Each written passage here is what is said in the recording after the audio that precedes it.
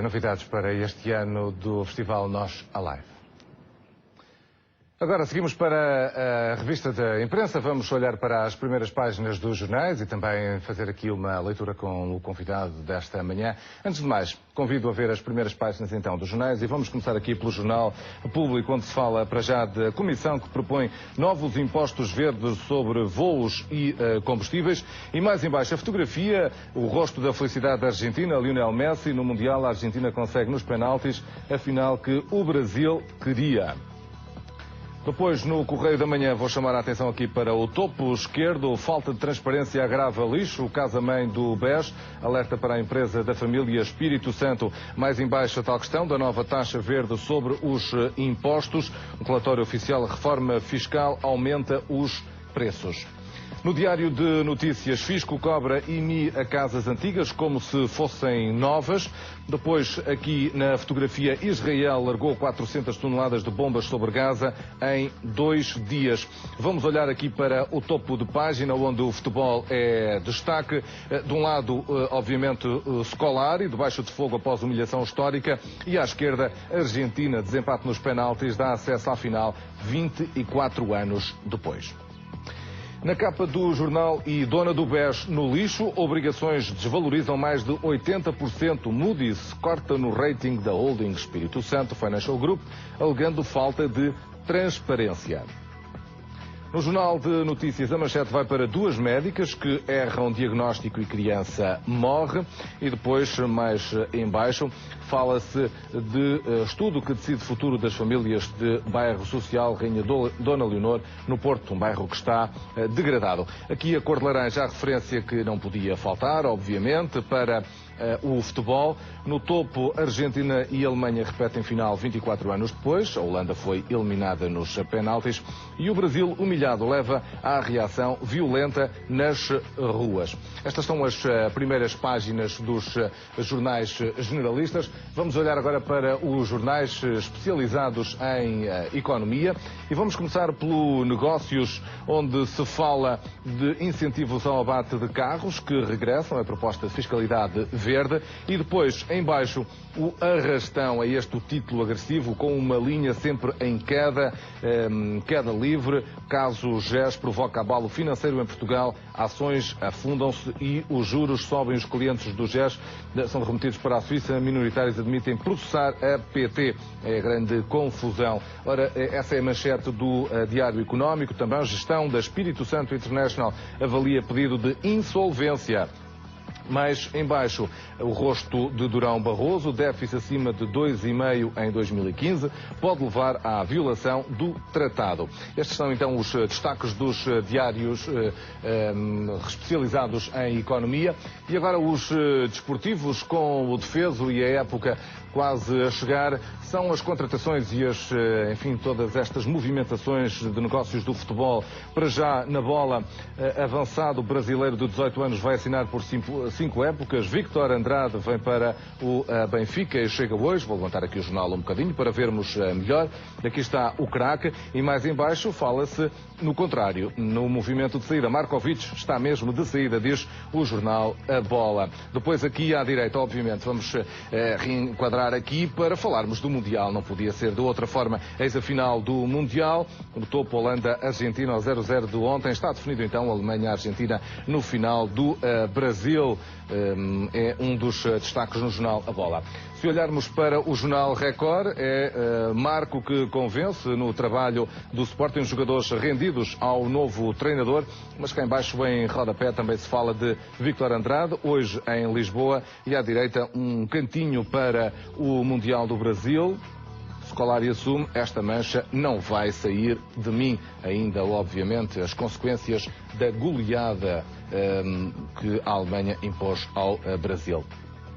No jornal O Jogo, nesta versão a norte, Leões apressam venda de Capela topo e o grande destaque vai para Dragões, que foram buscar Telho, António Henriques em Barcelona, para ultimar a transferência. Hoje, porque há revistas, vamos também olhar para elas, e se ainda não está de férias, E não vai gostar destas primeiras páginas, está a caminho das férias, vai adorá-las. É que, obviamente, são as férias que estão aqui na primeira página. Espanha, locais de sonho mesmo aqui ao lado, é o que destaca a revista Sábado. Quanto à visão, é isto, férias ao natural. Viajar e acampar longe das multidões, quem sabe, se calhar, é um incentivo para umas férias diferentes este ano. Depois de termos visto então as primeiras páginas, os títulos, os grandes destaques, vamos partir para a conversa com o convidado. Todas as manhãs convidamos alguém para fazer a leitura dos jornais e depois comentar aqui os assuntos que achou mais interessantes. Paulo Reis Mourão é economista, professor na Escola de Economia e Gestão da Universidade do Minho. Bom dia, obrigado por ter vindo a esta manhã informativa. Vamos então olhar aqui para os jornais, já teve a oportunidade de os ler. Hoje está um dia quente a pedir incêndios, entre aspas, obviamente. Isso aqui, esse foi um dos assuntos que destacou, precisamente, que lhe chamou a atenção num dos jornais, não é? Bom dia, Daniel. Portanto, hoje está um dia muito quente, aliás, com vários avisos que a Proteção Civil tem emitido, inclusive para uma população mais sensível a esta subida de temperatura, mas também nos leva a uma notícia que aparece na página 24 do JN e que nos dá conta que aldeias dizimadas pelo fogo ainda estão a arder com prejuízos. E na realidade não nos podemos esquecer, quando temos um espaço de férias que surge, por exemplo, nas capas da revista, associado muito a paraísos que estão no interior, não nos podemos esquecer também que é esse mesmo interior que tende a localizar o maior volume e a maior gravidade dos incêndios, como nós, aliás, avaliamos num estudo recentemente publicado na Forest Policy and Economics. Já lhe vou pedir até um comentário mais específico sobre isso, mas normalmente quando falamos dos incêndios tendemos a olhar para os números, os hectares que são ardidos e raramente olhamos para o impacto direto nas pessoas. E vemos aqui, por exemplo, na primeira página, uma senhora que disse que teve que mudar as cabras exatamente para uma aldeia vizinha porque já não tinha pasto, não tinha nada. Portanto, há sempre rostos, há sempre pessoas por trás dos incêndios. Porque um incêndio florestal descontrolado é um incêndio que, além de destruir património, destrói todo um conjunto de valores sociais que demorarão gerações a serem repostos, se eventualmente puderem ser repostos. Na realidade, quando nós verificamos estes incêndios a atingir uma determinada parte do território, verificamos que não é por acaso. Verificamos que não acontecem só nos locais de baixa densidade demográfica, mas acontecem também nos locais que estão a ser desertificados de outras duas realidades. Por um lado, que estão a verificar um arrefecimento do espírito associativo, com o desaparecimento de associações, inclusive associações florestais, de gestão de baldios, por exemplo, como também o próprio desaparecimento de intervenção pública através de despesa dos municípios na prevenção e na gestão das matas. E, portanto, estamos a verificar que não é só a saída de população que pode explicar, como tradicionalmente pensávamos, a gravidade dos custos associados aos incêndios, mas também essas duas realidades. E depois há este agravante de que temos aqui a destruição de um valor social que foi acumulado durante gerações e que depois demorará muito tempo a ser reposto, não só para os investidores nos recursos florestais, mas também demorará a ser reposto, tanto mais que temos aqui ainda um incentivo para alimentar essa fuga a um interior que fica mais penalizado por incêndios descontrolados. Muito bem. Vamos olhar agora para o futebol, mas também do ponto de vista dos negócios. Já vimos aqui nas primeiras capas, nas primeiras páginas dos jornais desportivos, as especializados em futebol, que obviamente esta fase é sempre de defeso, muitas contratações, movimentações, agora com o Mundial também, jogadores a valorizarem-se. O que é que realça dessa sua leitura dos jornais de hoje? O que é que lhe puxou mais? Desde já, três comentários. O primeiro comentário, para lamentar as expressões como agentes de jogadores da seleção brasileira, como o agente Neymar, que vieram a público castigar a Luís Filipe Scolari.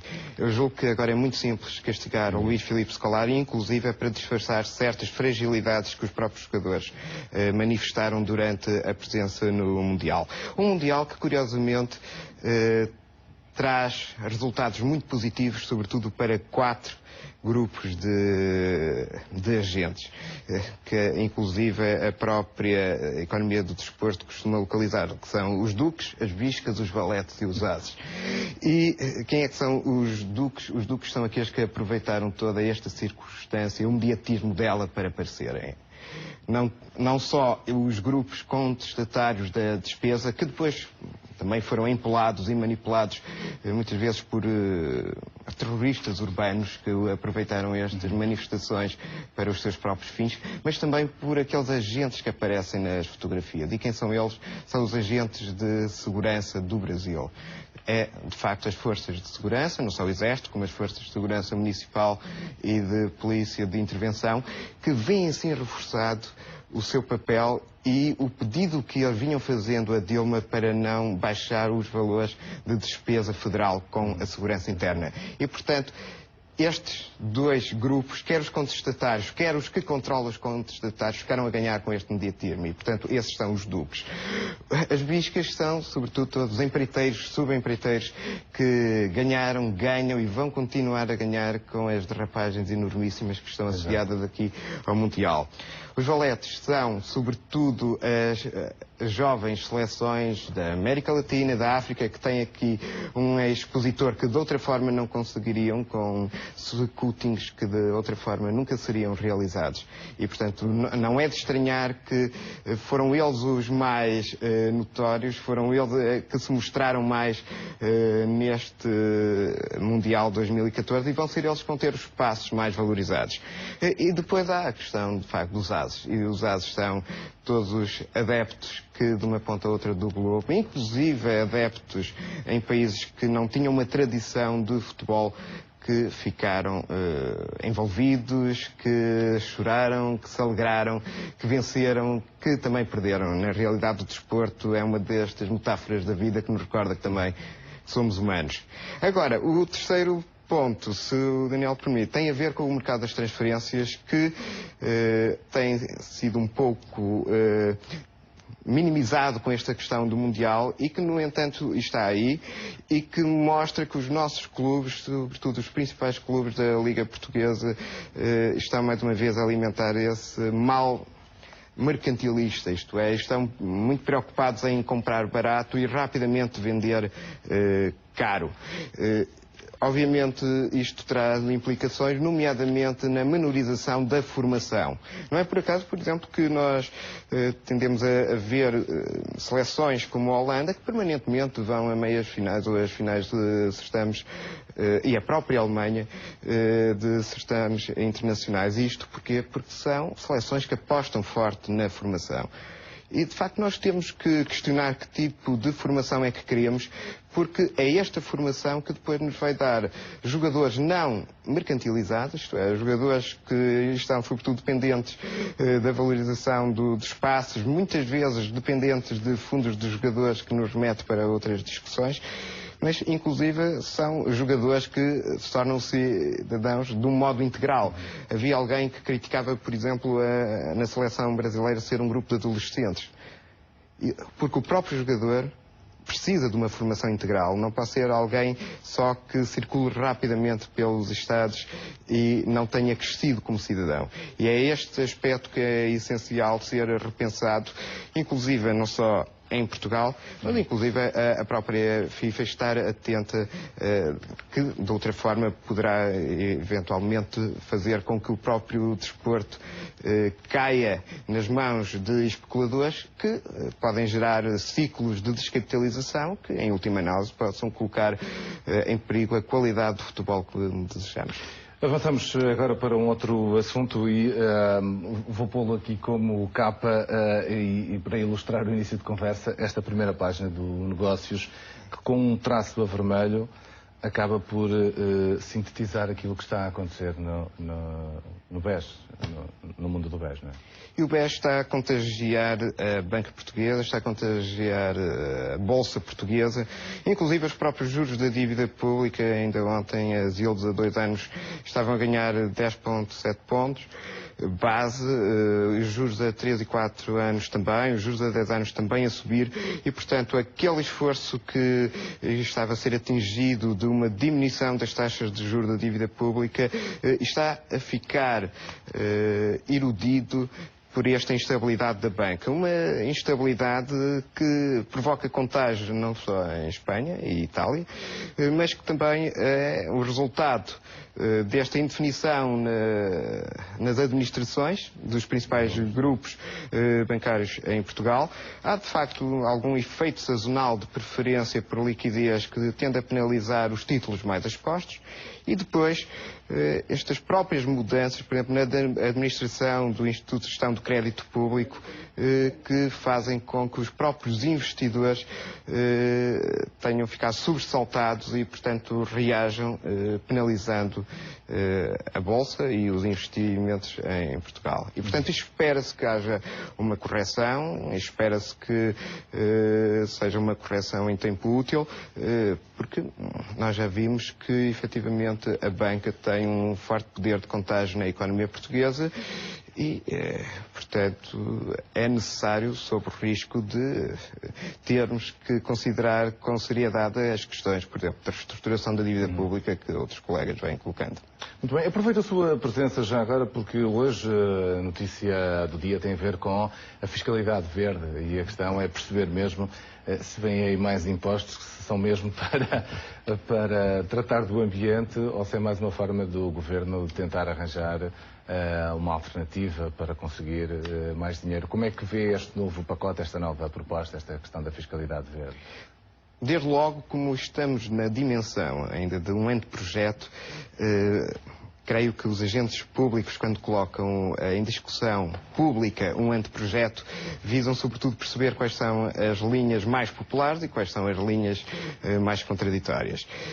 E nesse aspecto, portanto, eles estão à espera que não só os especialistas, como não só a opinião pública, mas também o próprio contribuinte, dê sinais de quais as linhas que serão acarinhadas com menos adversidade, inclusive a diversidade fiscal e quais as linhas mais eficazes. Agora, quando estamos dentro da dinâmica da fiscalidade verde, nós temos que considerar sempre 3 dimensões.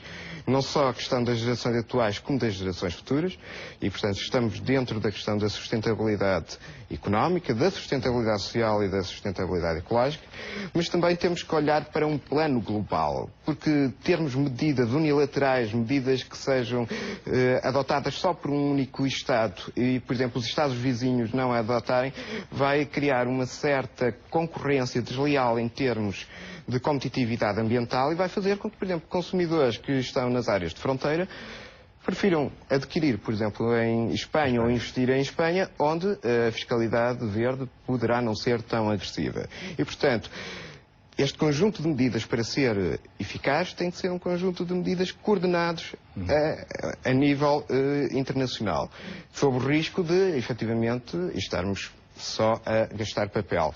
E depois, tem que ser algo interessante, não só para o coletor, neste caso para o Estado, mas também para o próprio cidadão. E mudar comportamentos de cidadãos demora gerações. E demora, de facto, toda uma pedagogia que tem que ser construída com base em incentivos credíveis, com base em subsídios, por exemplo, ao abate de carros, que sejam subsídios interessantes para os próprios proprietários.